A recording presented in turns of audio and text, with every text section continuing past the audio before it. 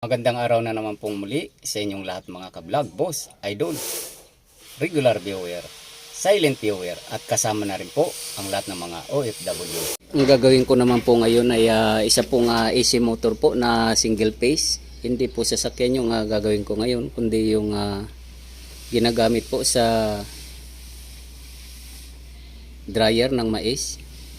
So hindi po mapagana. At mayroon po akong nasirang may nakitang sira na connection dito.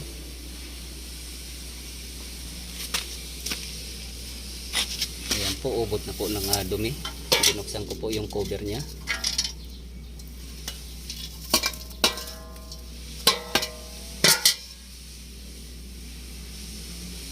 So single phase po siya na 220 volts alternating current motor at double capacitor po siya.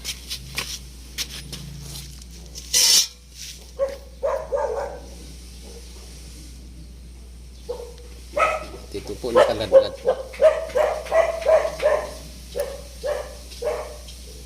nakalaylay yung capacitor.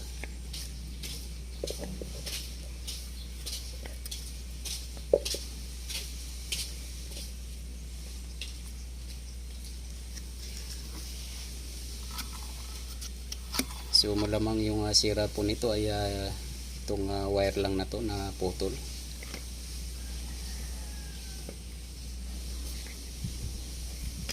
Ayan.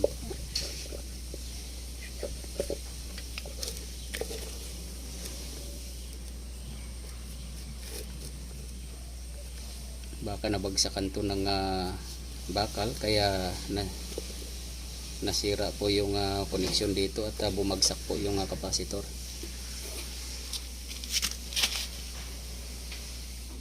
So, try po natin.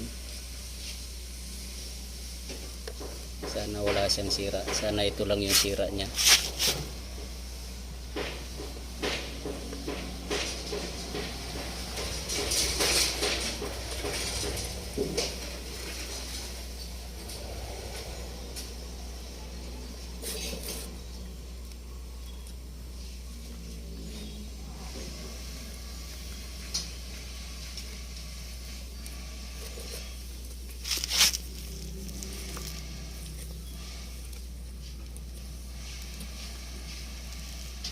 So ayan, mayroon siyang tama itong wire na to dito at ito naputol. So talagang mayroon pong bumagsak dito.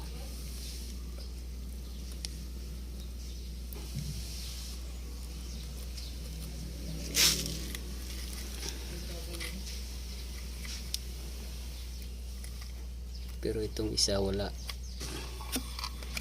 So ito lang malamang.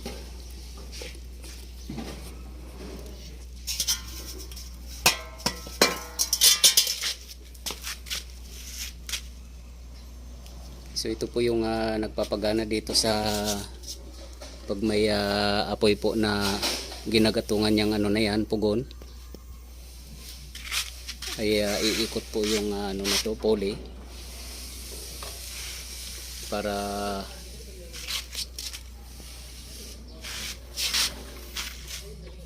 bumuga po sa loob ng pugon ng corn dryer yung init.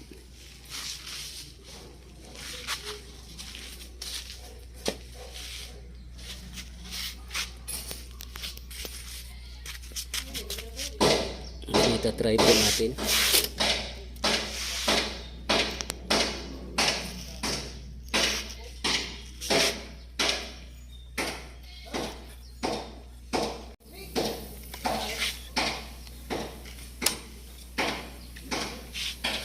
So ayaw gumana.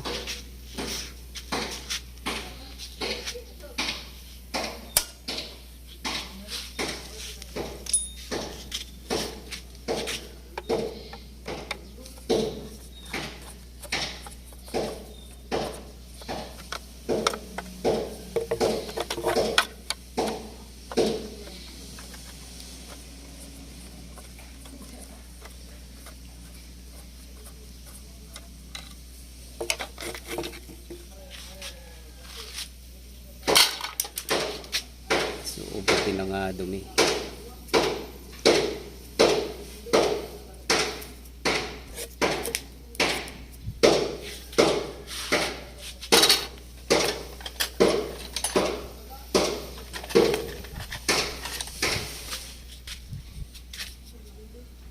Titest po natin kung may supply siya.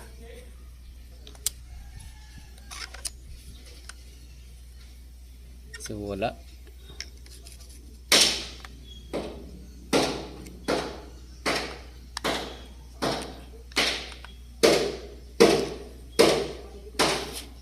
So wala rin pong supply dito. So hindi rin natin mapapagana. So kailangan po natin hanapin yung linya niya. So lumalabas dalawa yung problema niya, yung sa motor wiring at saka yung power supply wala.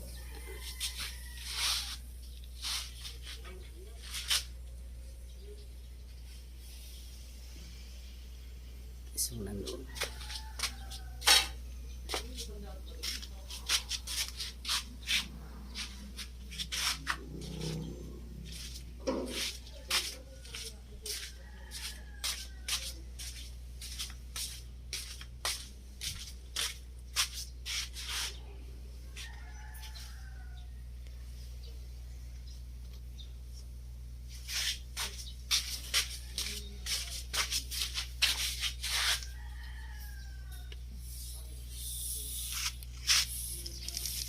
Sa baba.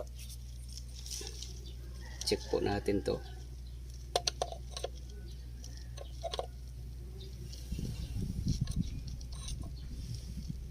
Yan, mayroon siya.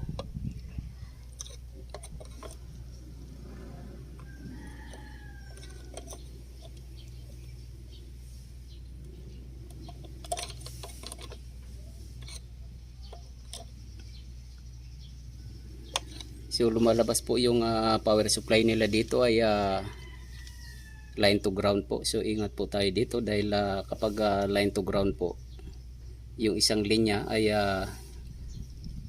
walang voltahe at yung isang linya ay automatic 220 na po yan. So napakadelikado po yan. Hindi po katulad ng line to line, 110 110 po bawat isa. So delikado po to. Sa iba po kasi pag inano natin to chinik ay umiilaw din. Ibig sabihin yung 220 naghati po. 110 yung isang linya, 110 yung isang linya, pero ito po ay wala siya at ito mayroon. So automatic 220 na po to or 230 or 240. So delikado po yan pag nahawakan natin. So wala pong supply itong isa na to. Hanapin po natin kung nasaan.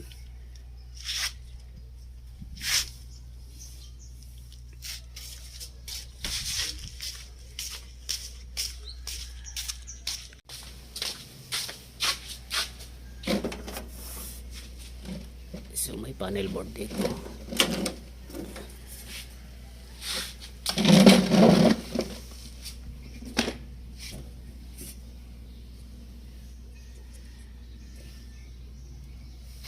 So ito po naka-off siya.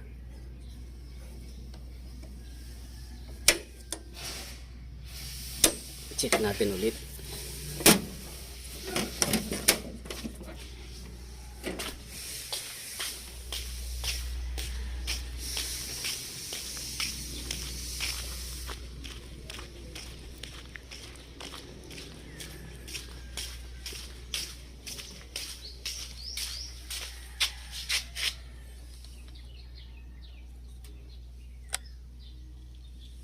So mayroon na po siya.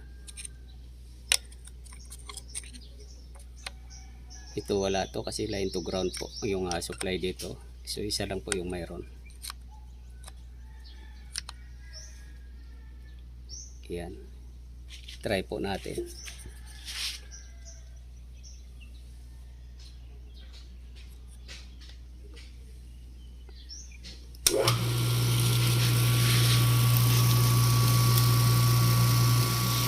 So ayan po, gumagana siya.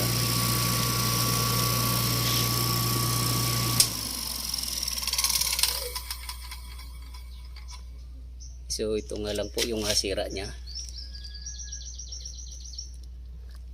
yung isang linya. So ito po ay titipang ko lang to, tsaka re-repairing ko yung wire na nabalatan dito. Sabay linis na rin po yung motor kasi napakarami pong dumi.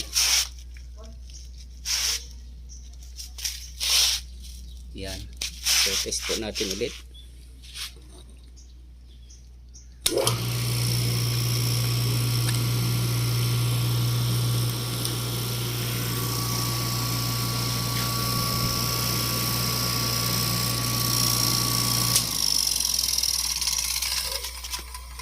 Yan, okay na po siya. So